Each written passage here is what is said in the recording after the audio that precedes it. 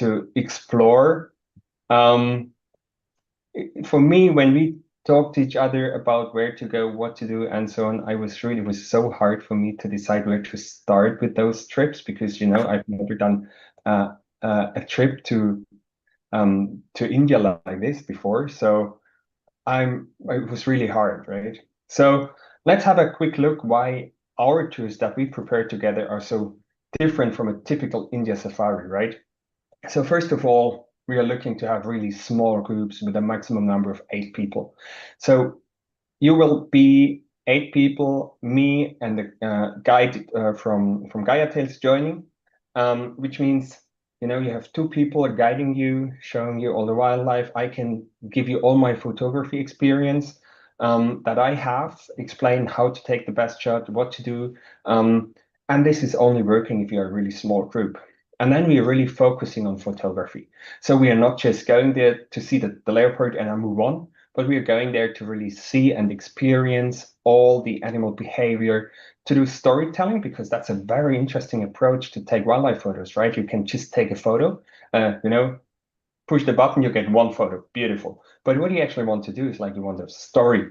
How do you embed that single picture in a story? And those stories can be so different. You can tell any story that you want with pictures, but doing this requires some training on how to approach that and why to do it. So that's very interesting for me.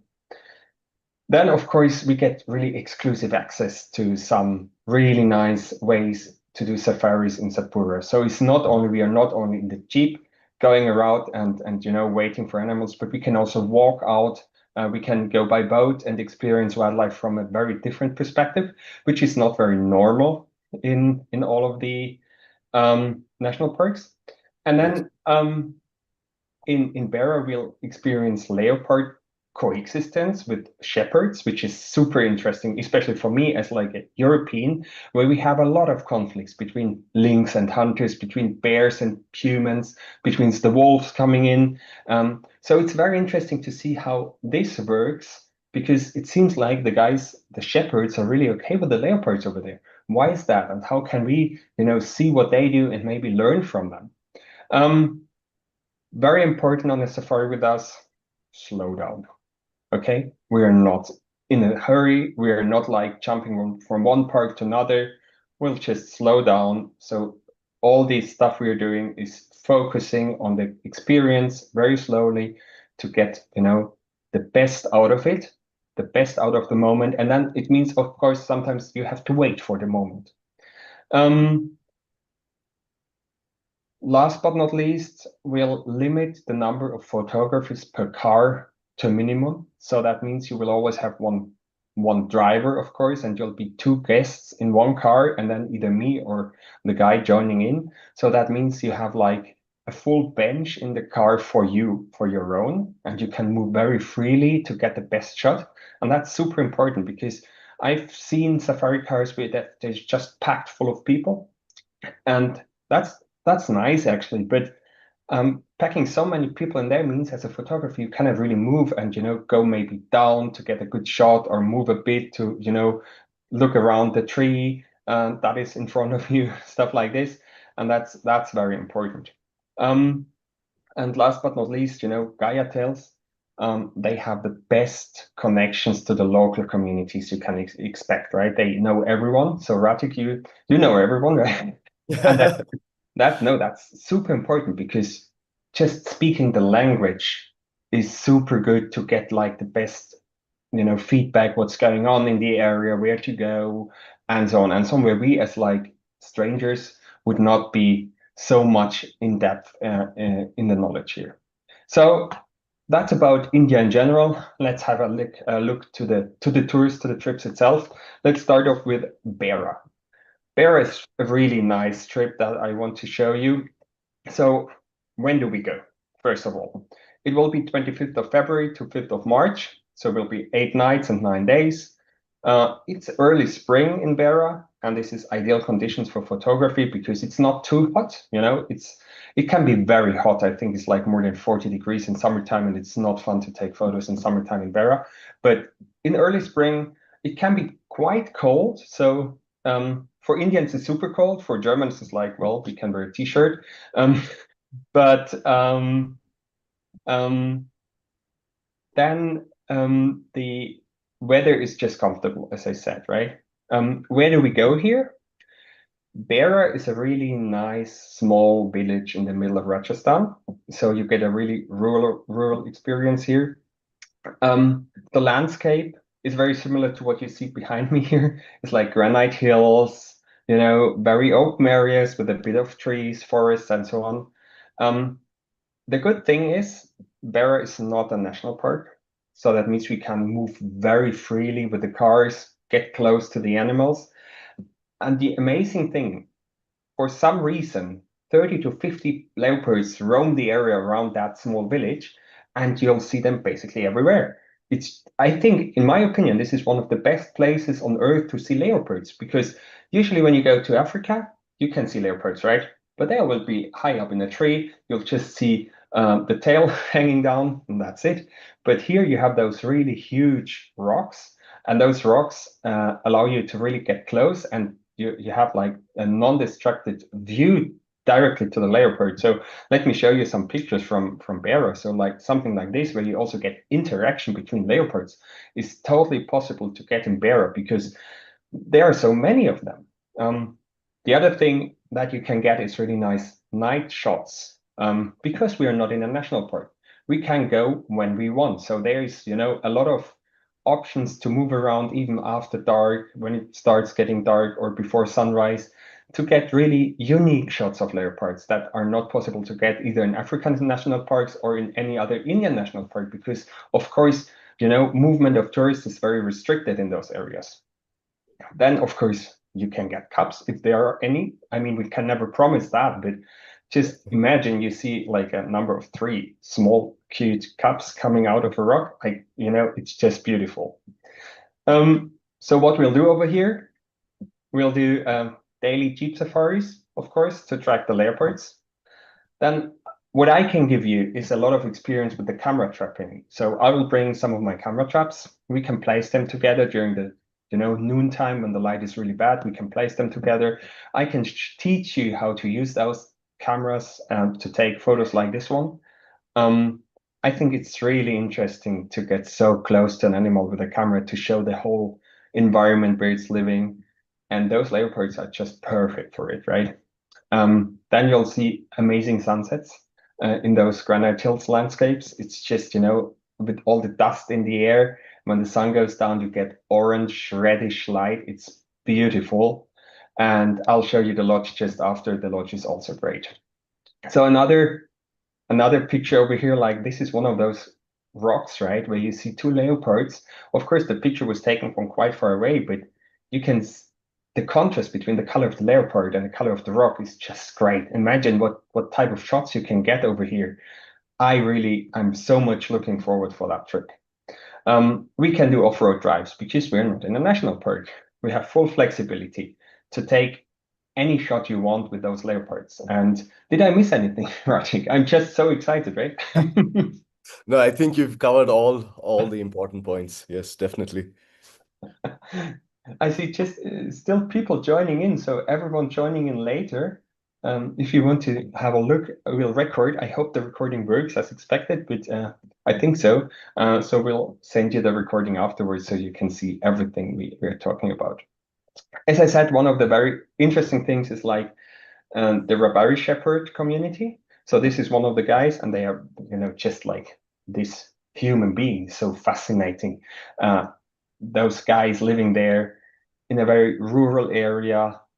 We will also visit them and see how they live, what they do, and also ask them like how is it like being with the leopards all day? I mean, they are just around their village. It's not like there's no fence, there's nothing. They are just maybe even in the middle of the village probably because the leopards would not care. Of course, they have livestock, so I'm pretty sure the leopards will kill livestock. How do the shepherd feel about that? What's happening, and so on and so on. All of this we can discuss together, and I think this is really a unique trip that I've never seen anywhere on any other tour that you could do to just go here. So let's go to our lodge. Maybe Ratik, you can quickly tell us a bit about the lodge, what it is, and so on. So we are going to be staying at the Bera Safari Lodge, which is one of the older lodges that was made in Bera. And the host, our host over there, Mr. Satanjay, is a brilliant wildlifer. He's worked a lot with conservation. He's fought and successfully stopped over 140 granite mines in that area, which helped preventing habitat loss for the leopards. And now, because of that reason, over the past decade, the leopard population has also thrived over there because of these efforts. And it's an ongoing battle always because mining is a big thing in that area, and there's still few mines, but they're trying to stop them. And not that's about Shatunjay, but this lodge is placed uh, aptly. We have a lot of granite hills close by, which are uh, very frequently used by leopards. And his ground network is one of the best in Beta. So his trackers, his guides that will be going with us on our drives are very knowledgeable, very experienced, and they know how to find leopards over there. And another interesting thing about Beta, besides leopards, you also might get a chance to see India's smallest wildcat, which is the rusty spotted cat. In certain areas, we might get to see hyenas or even sloth bears. And if we go to the Javai River, good chances of seeing the marsh crocodile and some birding. So Beta, besides the leopards and shepherds, it's still a very interesting wildlife area to explore. And because it's not protected, we have the freedom of moving around, but obviously ethically, moving around in areas and exploring it how we want to. It sounds just great. Yeah, I can't wait to go there. Um, so let me quickly go over what we include in our offer here. So first of all, of course, you get the domestic flight in India from Delhi to Udaipur. Then we manage your transfers to the lodge. We manage everything, all meals included, and so on. We do, I think, 11 safaris in specialized cars with only, as I said, 2 guests per car. And then you'll have us and local experts, trackers joining to get the best experience. So it's not only us going around trying to find a leopard, but as Rajiv just said, there's a really good ground network where, all the trackers are connected to each other. And if someone sees movement somewhere, we get to know it and we can go here. And I think for me, this is really an amazing spot to take photos of leopards. It's, as I said, I think it's the best place in the world to photograph leopards. Definitely. Quickly about the pricing. The pricing will be 4,900 euro per person, which is, I think, very interesting as well. Um, so if you have any questions about, inclusions, exclusions, and so on, just reach out to me. I have all of this here. I can discuss. We can have a just quick call, discuss what you need, what you look for, and then yeah, I can give you all the information. Let's move on to the next one. The other one is sloth bears. I don't know if you guys have ever seen a sloth bear, but you'll see one in the pictures coming up. We are going to Satpura. Satpura is a bit more south than Beara, but we'll go just after that Beara trip, so from 7th to 16th of March. It's early spring also in Satpura, which means again, we have really nice temperatures. It's not too hot, it's dry, but it's not super crazy desert hot, so it's really nice. And that means also the wildlife is much more active than in hot summer days, because you can imagine that especially the bigger animals like sloth bears or tigers over there, they would not do anything than sleeping all day if it's too hot. And and also for Satpura, very special, there are not so many tourists. So it's probably one of the least visited parks in India, where you have very few people going, so it's not crowded. I don't know if you guys saw all of the pictures of those, crazy hundreds of cars standing around the lion in Africa, where it's really packed and nobody can really stay and experience because you just have so many people watching that single lion. You'll not have that in Satpura. We are trying to make that very like your own experience. So even if we are using 3, 4 cars all together, we would try to split and go to different areas of the park so everyone can have his own experience with the animals and then meet together if something really spectacular happens. Of course, we would try to move together to see that thing happen, but in general, we will try to have that as a very personal experience for you. Then in terms of landscapes, you get a lot of forest in Satpura. There's like sandstone hills, some rivers in the middle, and I think this picture really clearly shows how Satpura feels and looks like. It's, I think, very special is the Indian air, this like kind of, almost foggy air with all the dust. And when the sun comes through, it's just amazing for the photos because the contrast goes down and you get really soft, beautiful pictures. Satpura in general is just a very authentic off the beaten path experience. So that's why I want to go there and want to also take you there because it's so special in terms of how calm it is and how much you can relax here and experience all the wildlife. So what to expect over here? You have tigers. There are not so many tigers as in the other tiger parks in India, but there are tigers around, so it's very likely that you'll see a tiger. The very special thing is the sloth bears. The sloth bears are kind of unique for Satpura. I think is the best part to see sloth bears. And those bears are super interesting because, the females, they carry their cubs on the back when they are smaller. They walk around on the roads. They walk around those rocks. The behavior of sloth bear is very, very interesting. They also fight for their youngs. For example, if a tiger comes close by, the tiger should be really afraid of the sloth bear because they can be very aggressive as well. Yes. Then, in addition to that, you get Indian wild dogs. This is one of the dog species that nobody has really in his mind, but it's a very interesting species. And they are hunting in packs together, especially deer.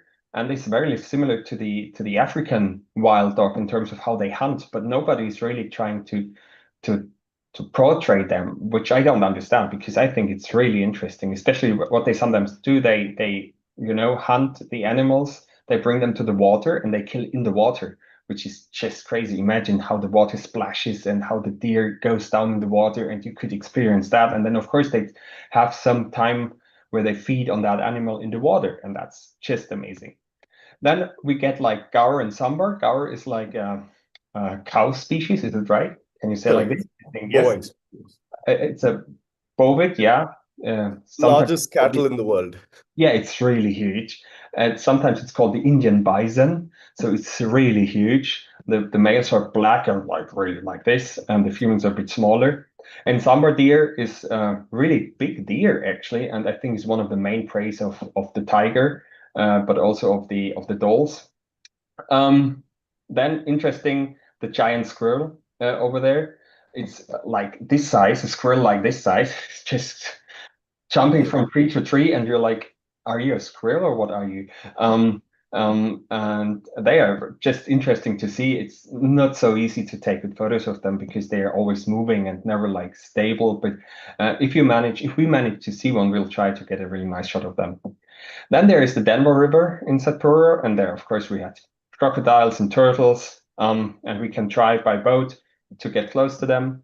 And then, of course, you get like a lot of bird species like hornbills, owls, raptors, kingfishers, whatever you can expect.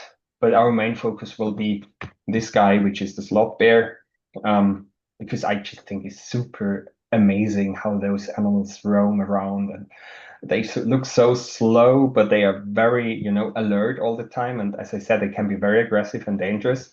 And on the other side, of course, we'll try to get the tiger. And the doll. I really love that picture of a doll because it shows so much how much they hide, and they are really beautiful. If you look closer, they're not just brown. They have this like beautiful necklace thing. I really like it. What you'll always find is langurs.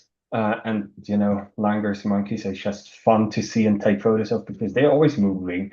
They show a lot of social behavior. So telling stories of a mother with a young is really easy with langurs. And of course, we'll also take photos of them. try to get them in backlight where you can, that the fur will really shine through there. It's a beautiful animal, even if they're very common. Let's not focus on only rare and shy species. Let's also try to take photos of common animals. It's not so easy to take a really good photo of a langur. So let's really focus on that as well to get a really, really cool shot. So you get a full portfolio out of that park, not only like 5 tigers pictures, right? Because there are so many around already. I mean, so what we'll do over here, as I said, we do daily open jeep safaris. So again, the jeeps are made for photography and for safari, so it's not like a closed roof. Yes, everything's open. We can walk and also experience like the smaller critters around, so like insects, reptiles, and those animals will be hard to see from a safari car, but they are also part of this ecosystem. So let's try to also get those photographed, really nice shots of them. Then we can do a boat safari on the Denver River. We will track tigers, sloth bears, and leopards are also living there, of course. We'll do some bird watching and also do photography sessions. And of course, we'll relax in our lodge when the light is just bad. We'll not, take photos, but we'll come down. We can discuss the photos that we've taken, maybe, as a group together, discuss what we could do better, maybe have a different approach, try out things, focus completely on photography to, also learn from each other. It's not only me about teaching, but it's, a discussion with everyone to improve. So our lodge, it's up to you, Ratik, again. So we're going to be staying at the Forsyths Lodge, which again is one of the first lodges that came close to this gate, Madai Gate in Satpura, and it's run by naturalists. So everything is inspired by naturalists around there. The property is about 30 acres with only 9 cottages. So the remaining area is left wild. You have patches of grassland, you have dense forest patches as well, which allows a lot of wildlife activity within the property. So maybe you might be sitting out here on the deck and having tea, and you're seeing a herd of spotted deers go by. And it is a beautiful place. Lodge is very comfortable, and the accessibility to the gate is very close. So I think we are only 1.5, 2 kilometers from the jetty, from where you'll have to cross the river and enter the park. So Forsyth's Lodge is again located very well. The property is very interesting, and you might see a lot of interesting wildlife just within the property. Which is also good. So maybe we can also place camera traps over there to see if we get any wildlife that's roaming around at night at the lodge, and take the time during daytime to teach camera trapping, to show you how to work with those cameras, where to place the flashes, the sensor, to get like some really interesting shots. And I think this is a really unique opportunity to do both, like not only camera trapping, but like mix both photography types, safari and camera trapping together. So I would be really looking forward if we join in here. Um, let's have a look at the inclusions again. So we basically do the same thing as in Bearer, right? So you get all the accommodation, of course, you get all meals, you have the airport transfer to Bhopal. Of course, you have the flights within India also included. You have those cheap walking and boat safaris. On my website, I have like a full trip outline listed, so you can have a look and see what we do day by day.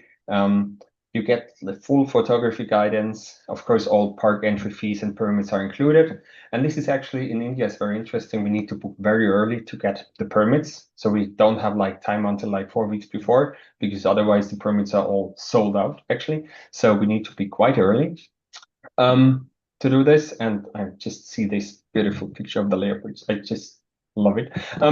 Sorry for this. Um, and that's actually included. The pricing for this one is 5,750 euro per person.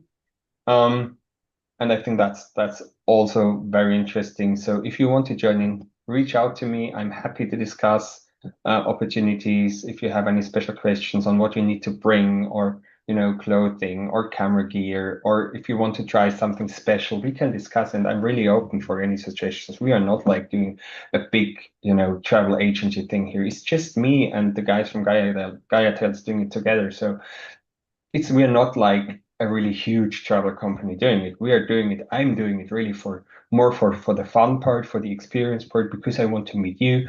I want to go to India together with you, and that's actually the reason why I'm doing it, because I just love photography, and yeah, I want to show you how beautiful those things in India, those animals are. So if there's any questions, reach out, please.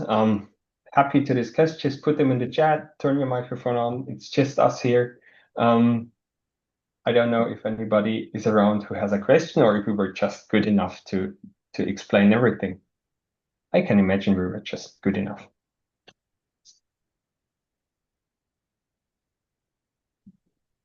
Hi, we have a question.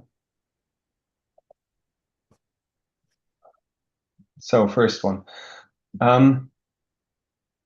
Yeah, so I think it's very interesting for the conservation work. So the question is, you have done a lot of conservation work. Could you please elaborate on the conservation work you aim to achieve with your visit in India?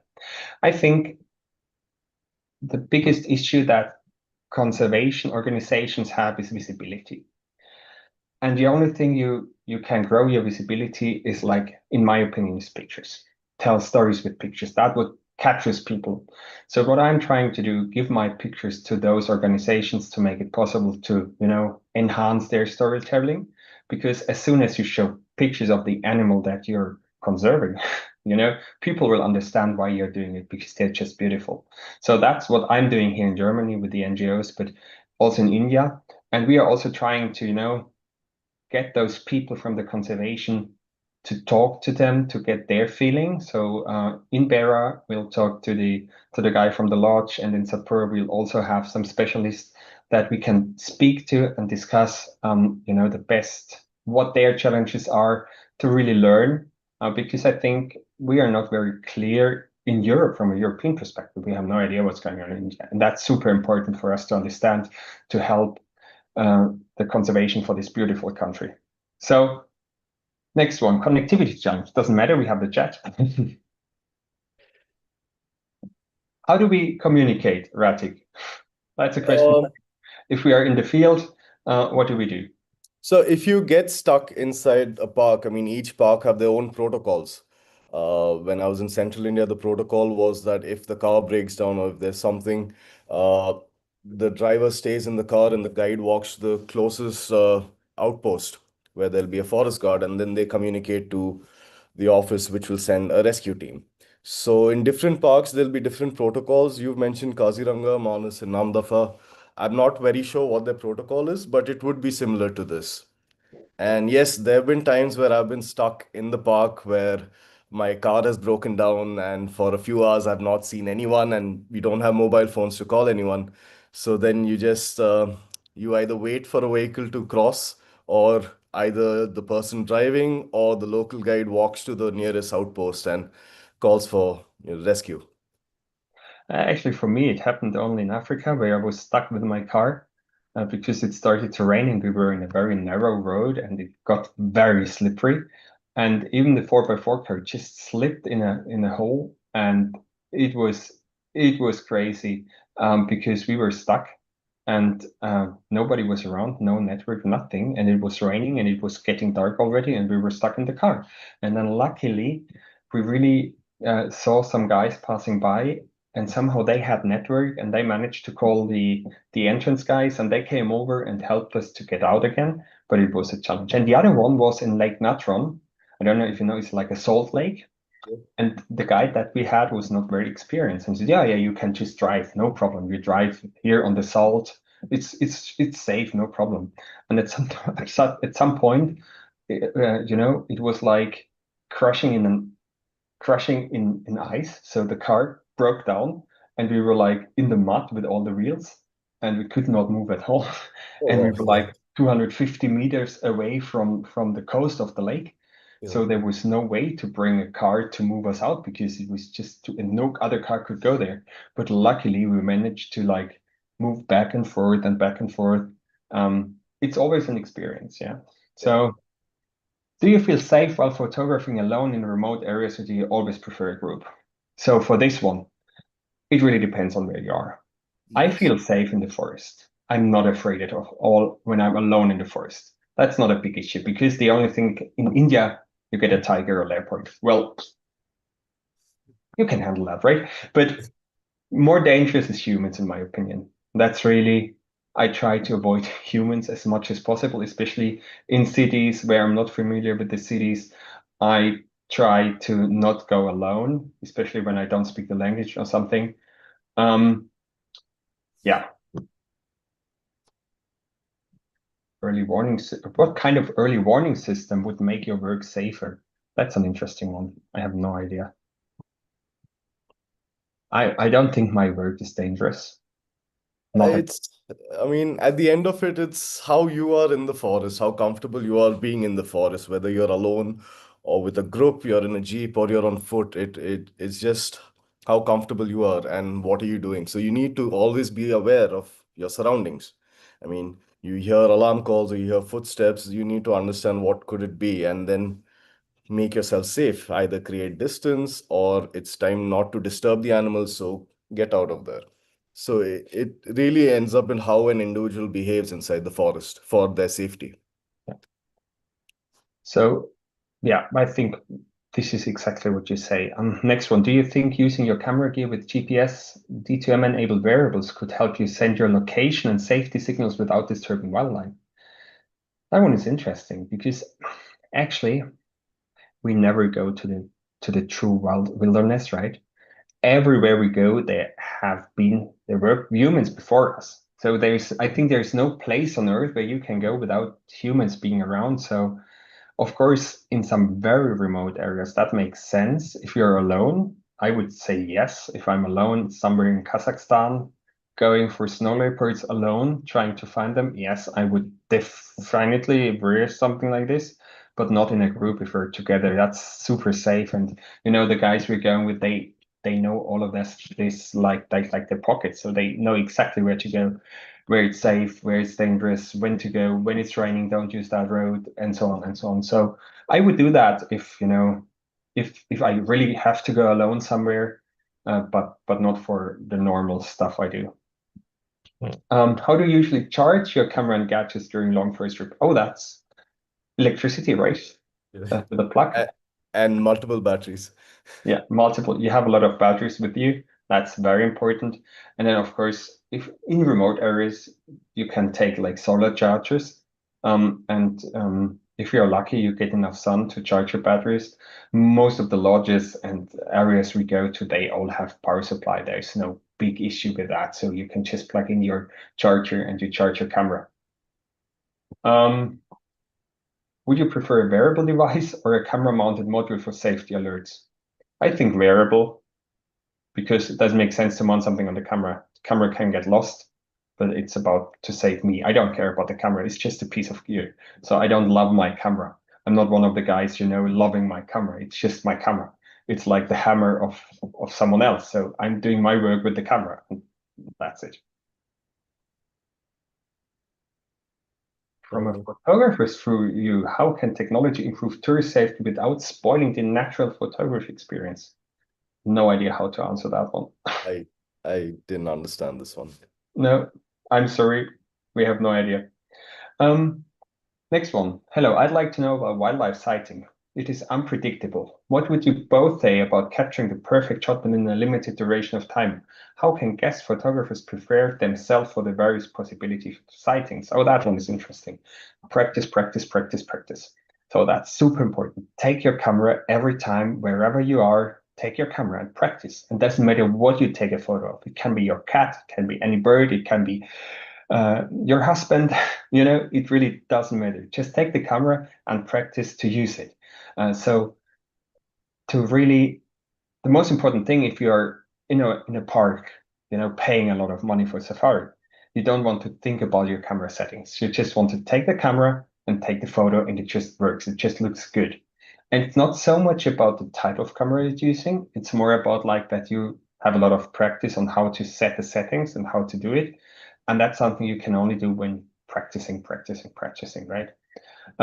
What I do, I go to the zoo, you know, of course, I practice with the zoo or with like animals that are not so shy here, like birds going there. tomorrow I'll go and take photos of swans, mute swans. They are living in the city of Munich. So we'll go there, take photos of swans. And they're just, white, beautiful birds, and they are super tame. So you can approach them, you can play around, you can play around with the lighting to really get some ideas on how you could do that in India. So you can really transfer your knowledge from what you do at home to the trip we're doing. Next one. As a photographer, what advice would you give to the group joining you? There's so much advice. It starts from camera settings, as I said, to some ideas on how to do different photos, because most of us, we are stuck in the way of how we do it, because it's the way we do it. But I'll try to develop with you your own photography language, so you can basically have your own style that can be recognized by others. And that's very interesting, because how to develop your own style in photography, I can teach you that. I can also, when we see an animal, I'll I'll try to position everyone in the right place so you get the best shot. That's very important, because it's not only to see the animal, but also to take care of the background of the animal and so on. And this is just super, super important. So this is also advice that I would give. And then, as I said, camera settings, and then we will also talk about storytelling. So I don't think it makes a lot of sense to take another photo of a separate species. Like, you have a beautiful bird, you take a photo of the bird. Well, you need to capture a story in that photograph. And this could be a single photograph that tells a story. It could be a number of photographs telling a story. For example, if you have a bird that's just beautiful, people would say it's a beautiful bird. But if you display that animal like maybe very small in the middle of its environment, you can tell a very different story. You could explain this beautiful bird lives in the middle of the jungle. And stuff like this will try to not only make good photos that are technically sharp and good, but also to do more about storytelling, capturing the light. You know, Image composition is also very important, so we can talk about that. And I will show you some tricks that I have to make sure that I have the animals aligned the way they look good and stuff like this. So yeah. Pratik, you speak a fair bit about ethics in wildlife tourism. Could you share your thoughts on the importance of respecting the wild when participating in these safaris? Oh, that one is important. That one is super interesting. Yes, I mean, so simple way is we are going into a forest to photograph animals, and we need to respect them in their habitat. So, just for an example, if a tiger is sleeping, we don't need to disturb it so that it lifts its head and we get the right shot. So, that is the smallest part of how ethical photography has to be done. You shouldn't disturb anything to create a photograph. What is happening, and you have to make the best of it. And that's something that we all must respect when we enter any wildlife area. I totally agree with you. Fully agree. I think, the animals are so much under pressure right now, with all the humans being everywhere, destroying their habitat, destroying their environment. And we should not try to take a photo just because we are here and to make the animal move or go to a different place, or, get out of the car and make the tiger move or something like this. We should really be careful about that, because I don't think it's worth it, and it's not fair, because the animals, they give us so much. They let us come close. They let us um how to say, be with them, and then we should really respect their life as well. When you go deep inside forests or hilly areas, what is the biggest difficulty you face while taking photos? When you go deep inside forests, hilly areas, what's the biggest The difference? light. For me, it's the light. Light, light, and sometime your gear, because you have to carry your tripod. You have to carry, if you're carrying multiple bodies or lenses, then you have your camera bag. So in a hilly area, that's always the toughest thing is carrying your equipment from point A to point B. Yeah, I agree, especially when it's hot and Yeah. it's not fun, and especially done like when you see the animal then to be calm, to be relaxed, and take your perfect shot. It's not easy. It's really challenging, in my opinion. Um, so Um, I lost the questions here. have You you ever you faced guys this? have a lot of questions. Have you ever faced a situation where you felt unsafe or stuck while doing photography? Not yet. Never, never happened to me as well. I had weird situations where people popped up out of the nowhere. Um, but yeah, I think this emergency thing we already covered, how you usually manage without a mobile signal. Well, someone has to walk. Uh, and it's not like, it's not like in those parks that there's, of course, there are dangerous animals, but they would not immediately jump on you and kill you if you leave the car.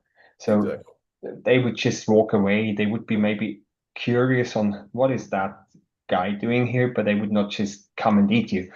It's Because not one happening. very important thing to understand is that an animal will not attack you unless it's threatened somehow.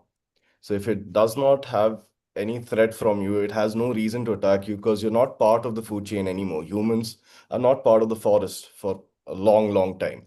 So they do not look at us as food, or they just might see some threat, might feel some threat, and then you might have a freak accident that happens. So unless you threaten an animal, they shouldn't have a reason to harm you. Mhm. I'll just pick one because all of them we cannot answer all of them. Do you think tourists or new photographers feel a bit afraid to explore some places because of safety issues? Absolutely. I think this is one of the reasons why we are doing this all together. Because I know doing the step to go to India, if you've never been there, if you maybe don't speak perfect English or you're a bit afraid of that, um, it's hard to go alone, right? So that's why we go together. I can guide you with all my knowledge. I know what your expectations is from a European point of view because I know how you live, how you think, how you feel, but I can also translate that to the Indian culture, and that's I think super important. And then you feel safe, and there's no issue at all. Um, and also we have Ratik or one of the guys with us who knows everything and they will help us out in any situation, right? Um,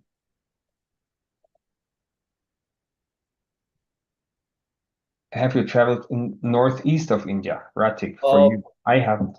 I have traveled in Northeast India, not very extensively, but I've done Kaziranga and done Singilila.